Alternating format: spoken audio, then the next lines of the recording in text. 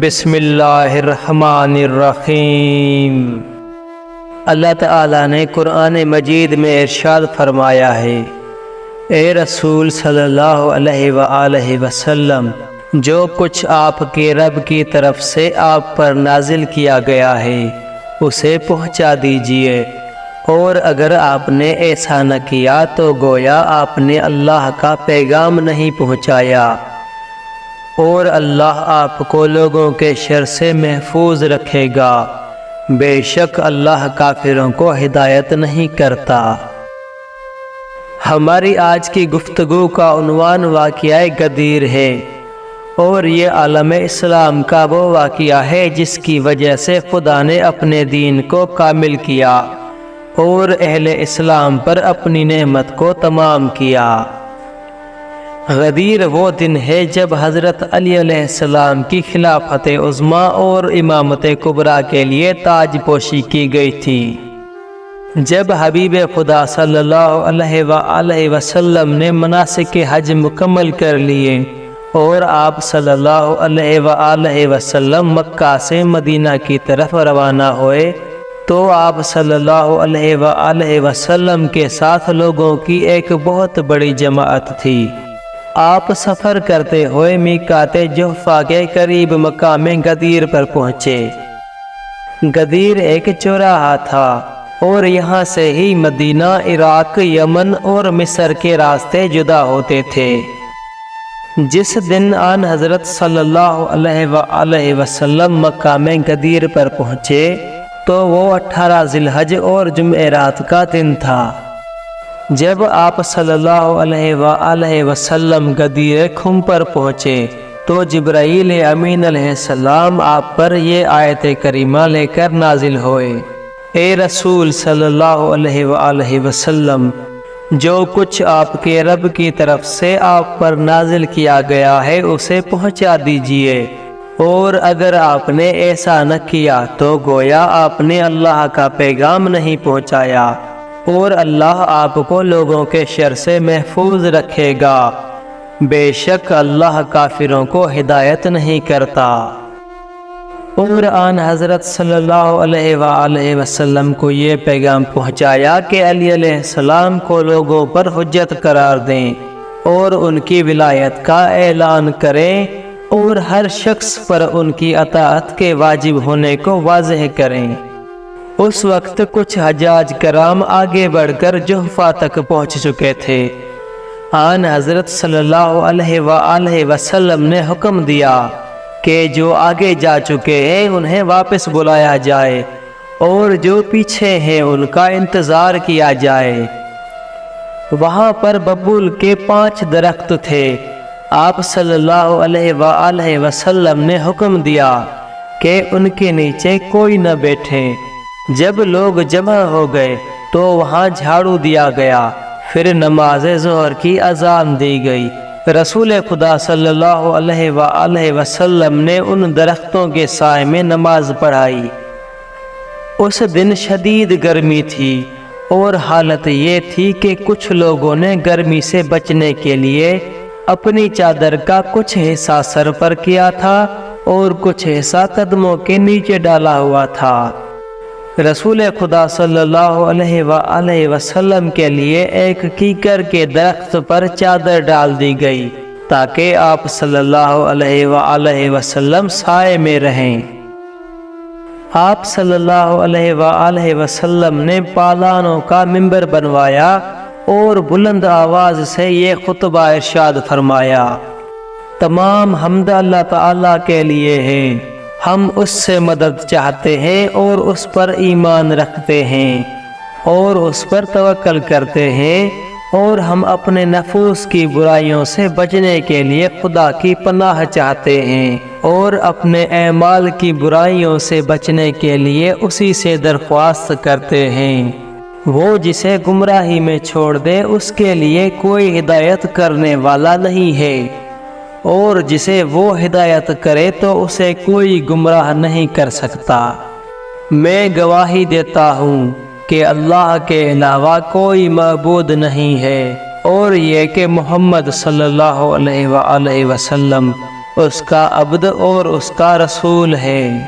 اما بعد، اے لوگو، مجھے لطیف و خبیر خدا نے خبر دی ہے کہ ہر آنے والا نبی سابقہ نبی کی آدھی عمر تک زندگی بسر کرتا ہے۔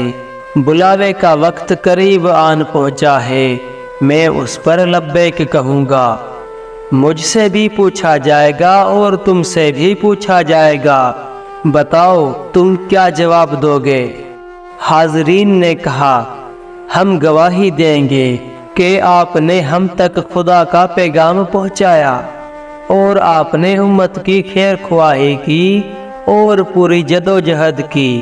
اللہ تعالیٰ آپ کو جزائے خیر دے۔ پھر آپ صلی اللہ علیہ وآلہ وسلم نے فرمایا، کیا تم یہ گواہی نہیں دیتے کہ اللہ کے علاوہ کوئی معبود نہیں ہے اور محمد صلی اللہ علیہ وآلہ وسلم اس کا عبد اور رسول ہے، اور جنت حق ہے، دوزخ حق ہے، اور موت حق ہے، اور قیامت نے آنا ہے، اس میں کوئی شک نہیں ہے، اور اللہ اہل قبور کو دوبارہ اٹھائے گا؟ حاضرین نے کہا، جی ہاں، ہم یہ گواہی دیتے ہیں۔ آپ صلی اللہ علیہ وآلہ وسلم نے فرمایا، خدایا گواہ رہنا۔ پھر آپ صلی اللہ علیہ وآلہ وسلم نے فرمایا، لوگو، کیا تم میری باتیں سن رہے ہو؟ سب نے کہا، جی ہاں۔ آپ صلی اللہ علیہ وآلہ وسلم نے فرمایا، میں تم سے پہلے حوض پر پہنچوں گا اور تم میرے پاس حوض پر آؤ گے۔ میرے حوض کا عرض اتنا ہوگا جتنا کہ صنعاء اور بصرہ کا فاصلہ ہے۔ وہاں ستاروں کی تعداد کے برابر چاندی کے پیالے ہوں گے۔ دیکھنا میرے بعد تم ثقلین یعنی دو گراں قدر سے کیا سلوک کرتے ہو۔ ایک شخص نے پکار کر کہا، یا رسول اللہ، ثقلین کیا ہے؟ آپ صلی اللہ علیہ وآلہ وسلم نے فرمایا، ثقل اکبر اللہ کی کتاب ہے، اس کا ایک سرا خدا کے ہاتھ میں ہے اور دوسرا سرا تمہارے ہاتھوں میں ہے، اس سے تمسک رکھو اور گمراہی سے بچ جاؤ، اور ثقل اصغر میری اطرت ہے۔ لطیف و خبیر خدا نے مجھے یہ خبر دی ہے کہ یہ دونوں ایک دوسرے سے جدا نہ ہوں گے یہاں تک کہ میرے پاس حوض پر پہنچ جائیں۔ ان پر سبقت نہ کرنا ورنہ ہلاک ہو جاؤ گے، اور اس سے دور نہ ہونا ورنہ ہلاک ہو جاؤ گے۔ اس کے بعد رسول اکرم صلی اللہ علیہ وآلہ وسلم نے حضرت علی علیہ السلام کا ہاتھ پکڑا اور اپنے ہاتھوں سے اسے اتنا بلند کیا کہ آپ کی بغلوں کی سفیدی دکھائی دینے لگی۔ سب لوگوں نے اس منظر کو دیکھا۔ پھر آپ صلی اللہ علیہ وآلہ وسلم نے فرمایا، کیا تم نہیں جانتے کہ میں مومنین کی جان مال پر ان سے زیادہ حق کے تصرف رکھتا ہوں؟ سب نے کہا، جی ہاں۔ پھر آپ صلی اللہ علیہ وآلہ وسلم نے فرمایا، جس کا میں مولا ہوں اس کا علی علیہ السلام مولا ہے۔ آپ صلی اللہ علیہ وآلہ وسلم نے یہ جملہ 3 مرتبہ دہرایا۔ احمد بن حنبل کے بقول آپ صلی اللہ علیہ وآلہ وسلم نے اس جملے کو 4 مرتبہ دہرایا۔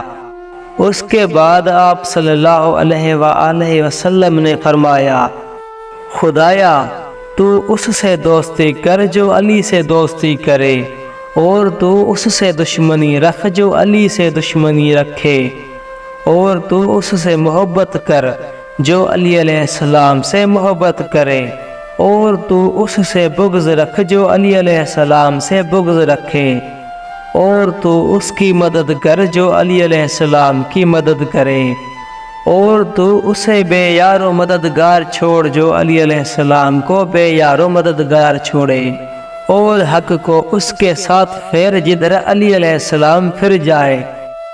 جو یہاں موجود ہے وہ میرا یہ پیغام غائب تک پہنچا دے۔ کچھ علماء اسلام نے غدیر کے مفصل خطبہ کو بھی نقل کیا ہے، جیسا کہ طبری نے اسے احتجاج میں نقل کیا ہے، جبکہ زیادہ تر محدثین نے اسے تفصیل کے بغیر نقل کیا ہے۔ جب آپ صلی اللہ علیہ وآلہ وسلم کا خطبہ مکمل ہوا تو آپ صلی اللہ علیہ وآلہ وسلم منبر سے نیچے تشریف لائے اور مسلمانوں کو حکم دیا کہ وہ علی علیہ السلام کی خلافت کے لیے بیعت کریں اور انہیں امیر المومنین کہہ کر سلام کریں۔ مسلمان ہر طرف سے بیعت کے لیے ٹوٹ پڑے۔ شیخین یعنی حضرت ابو بکر اور حضرت عمر رسول اکرم صلی اللہ علیہ وآلہ وسلم کی خدمت میں حاضر ہوئے اور عرض کیا، یہ حکم آپ کی طرف سے ہے یا خدا کی طرف سے؟ آپ صلی اللہ علیہ وآلہ وسلم نے فرمایا، کیا یہ غیر اللہ کی طرف سے ہے؟ یہ خدا اور اس کے رسول کا فرمان ہے۔ یہ سن کر دونوں حضرات اٹھے اور بیعت کی۔ حضرت عمر نے ان الفاظ سے سلام کیا، امیر المومنین آپ پر سلام، آپ کو مبارک ہو، آپ میرے اور ہر مومن اور مومنہ کے حاکم و مولا بن گئے ہیں۔ یہ واقعہ محدثین و مفسرین اور مورخین میں انتہائی مشہور ہے۔ اس روایت کے تواتر کی وجہ سے اسے اصح الاحادیث کا درجہ دیا جاتا ہے۔ جن صحابہ نے واقعہ غدیر کی گواہی دی تھی ان میں سے 105 صحابہ کے نام کتاب علی علیہ السلام ولادت سے شہادت تک صفحہ 300 پر نقل کیے گئے ہیں۔ جب امیر المومنین علی علیہ السلام کی بیعت مکمل ہو گئی تو اس وقت جبرائیل امین علیہ السلام حضور اکرم صلی اللہ علیہ وآلہ وسلم پر یہ آیت لے کر نازل ہوئے، آج کے دن میں نے تمہارے لیے تمہارے دین کو مکمل کیا اور تم پر میں نے اپنی نعمت تمام کی ہے اور تمہارے لیے دین اسلام کو پسند کیا ہے۔ اعلان غدیر کے بعد پورے عرب میں یہ خبر پھیلی۔ یہی خبر حارث بن نعمان فہری نے بھی سنی۔ اسے اس کا شدید دکھ ہوا۔ وہ اپنی ناکہ پر سوار ہو کر رسول خدا صلی اللہ علیہ وآلہ وسلم کے پاس آیا۔ جب وہ مقام ابتہ پر پہنچا تو وہ اپنی ناکہ سے نیچے اترا اور اسے اچھی طرح سے بٹھا کر آن حضرت صلی اللہ علیہ وآلہ وسلم کے سامنے آیا اور اس نے آپ صلی اللہ علیہ وآلہ وسلم سے یہ کہا، محمد صلی اللہ علیہ وآلہ وسلم، آپ نے خدا کا نمائندہ بن کر ہم سے یہ کہا کہ ہم لا الہ الا اللہ محمد رسول اللہ کی گواہی دیں۔ ہم نے آپ کی بات مانی۔ آپ نے ہمیں 5 نمازیں پڑھنے کا حکم دیا، ہم نے نمازیں پڑھیں۔ آپ نے ہمیں ماہ رمضان کے روزے رکھنے کا حکم دیا تو ہم نے روزے رکھے۔ آپ نے ہمیں حج کا حکم دیا تو ہم نے اسے بھی قبول کیا۔ لیکن آپ ان تمام باتوں پر راضی نہیں ہوئے۔ پھر آپ نے اپنے ابن ام کا ہاتھ پکڑ کر اسے ہم پر فضیلت دی ہے اور آپ نے یہ کہا، من کنت مولاہ فعلی مولا۔ تو کیا یہ سب کچھ آپ نے اپنی طرف سے کہا ہے یا خدا کی طرف سے؟ رسول اکرم صلی اللہ علیہ وآلہ وسلم نے فرمایا، اس ذات کی قسم جس کے قبضہ قدرت میں میری جان ہے، یہ سب کچھ میں نے خدا کی طرف سے کہا ہے۔ اس وقت حارث بن نعمان نے پشت پھیری اور اپنی ناکہ کی طرف جانے کا ارادہ کیا اور اس نے یہ کہا، خدایا جو کچھ محمد کہہ رہا ہے اگر یہ حق ہے تو پھر ہم پر آسمان سے پتھروں کی بارش نازل فرما یا ہم پر دردناک عذاب نازل فرما۔ ابھی وہ اپنی ناکہ تک نہیں پہنچا تھا کہ خدا کی طرف سے ایک پتھر آیا، اس کی کھوپڑی پر لگا اور اس کی دبر سے نکل گیا، جس سے اس کی ہلاکت ہو گئی۔ اللہ تعالیٰ نے یہ آیات نازل فرمائی۔ ایک سوال کرنے والے نے عذاب کا سوال کیا جو واقع ہونے ہی والا ہے، کفار کے لیے اسے کوئی ٹالنے والا نہیں ہے۔ عروج کے مالک اللہ کی طرف سے ہے۔ والسلام۔